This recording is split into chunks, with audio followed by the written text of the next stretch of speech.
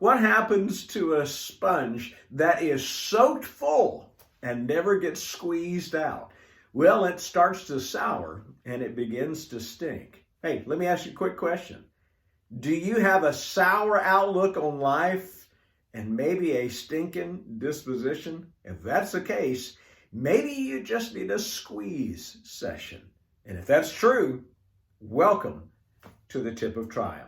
I'm Dr. Dan Middlebrooks, and I want to welcome you today as we begin to look at Tip of Triumph number 11. And that is the U at the end of Be Courageous, and it stands for Understand Your Limitations. You know, we look at the potential and the possibilities of what we do in life, and that is a way to be able to start going forward and doing the things that we need to do, especially as chaplains and those that are called to serve Him.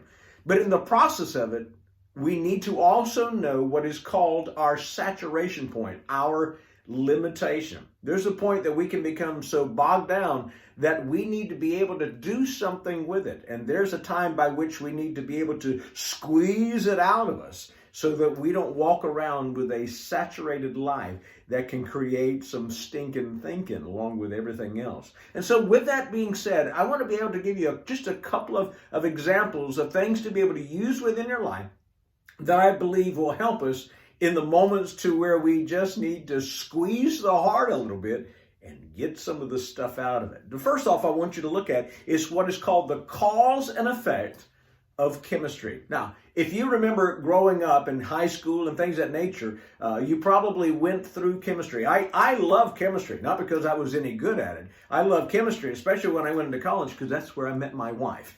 We definitely had some chemistry together.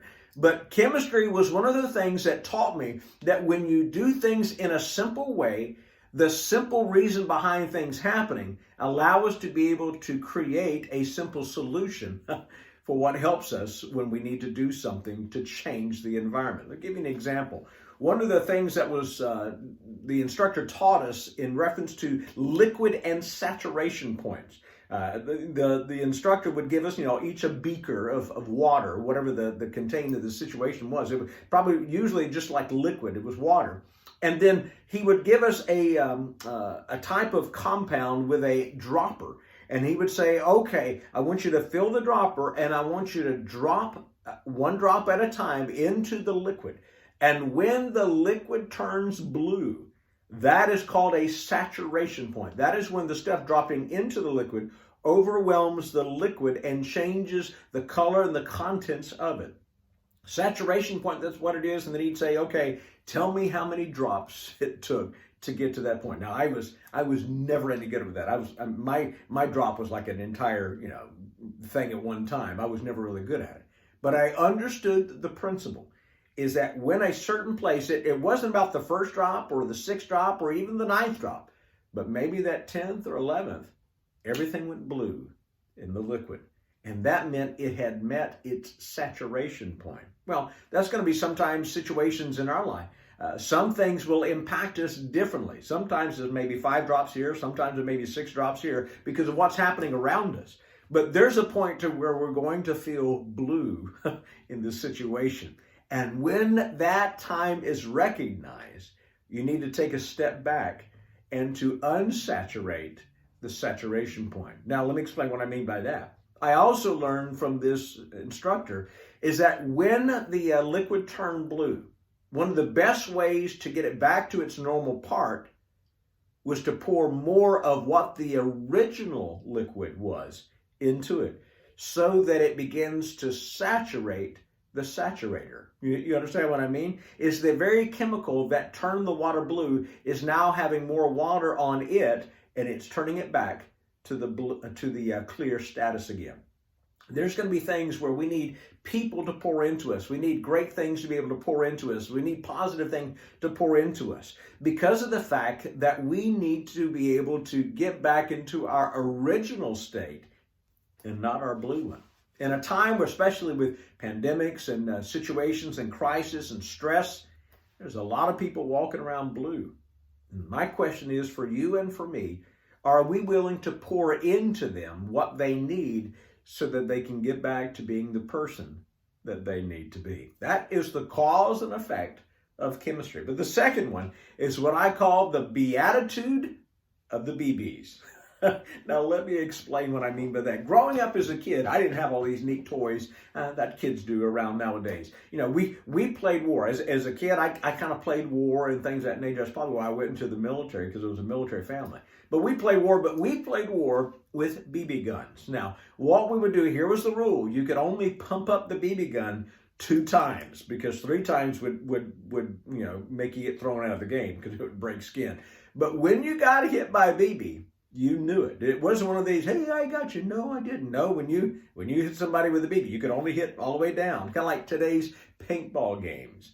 But in the process, you knew when you got hit. Well, you know what? In our lives, we know when someone says something or does something or a situation goes wrong, we know when we've been hit. The yelp may come out from our mouth, or it may come out from our heart, or it may ricochet around in our brain.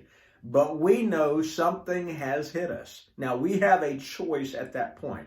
We can either deal with the BB, or we can take it and put it off to the side. We can take it, put it off to the side. We can deal with the BB sting. We can deal with the situation right then and there. We can deal with what a person said. We can deal with what a person has done. Or we can put the BB off to the side. Let me give, for those of you who are married, let me give you 2 very powerful words that when you are sharing it together with your spouse, that simply will begin to open the door to dealing with a BB sting that your spouse may not even known that they had shot at you. What are those 2 words? That hurt. Now, again, you're probably looking and say, well, that's simple. Guys, it really is simple. When you look at your spouse and understanding as you make a determination to share with each other when things hurt, when you say that to your spouse, or when your spouse says that to you, you have to count to 5 before you can respond to it. What does that 5 count do for you? It gives you a moment to pause and think about what hurt her or him. Because guys, sometimes we're just going to hurt people. We don't mean to do it, but it comes out. Hurting people will hurt people. That allows us maybe to understand where it's coming from. But a BB sting is still a BB sting. So what happens if we don't deal with the BBs? Well, you just keep collecting the BBs. Keep taking them, collect them down. Keep collecting them, keep push them down. The problem is, for those of you who are hunters out there, what am I doing with all the BBs? I'm collecting them and I'm making a shotgun shell. Let me ask you this question. Which is easier to deal with, a BB sting or a shotgun blast? My friends, I'm here to tell you, deal with the BBs and not the blast. Because the blast is a whole lot more destructive, because it usually ends up being on our family and our friends. They don't mean to do it. It's just the last BB. And it's enough to set off the chain of events. So what is the beatitude of the BBs? Blessed is he that unloads before he or she explodes.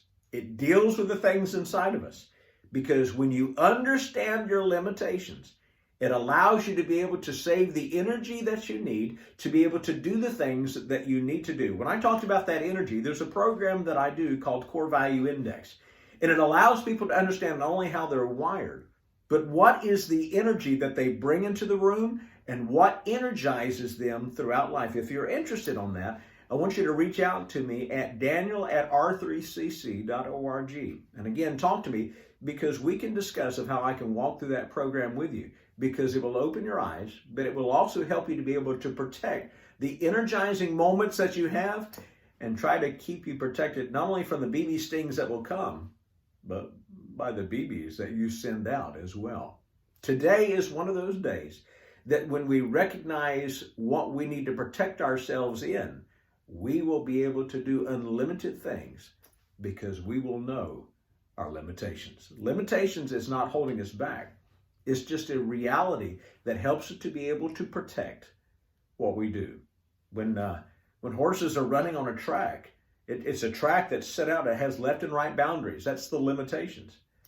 But they can run as fast as they want to do.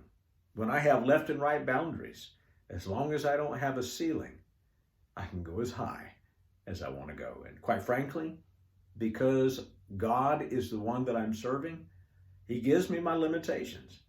But he says all of heaven is what you shoot for. What are you shooting for today? Are you shooting BBs?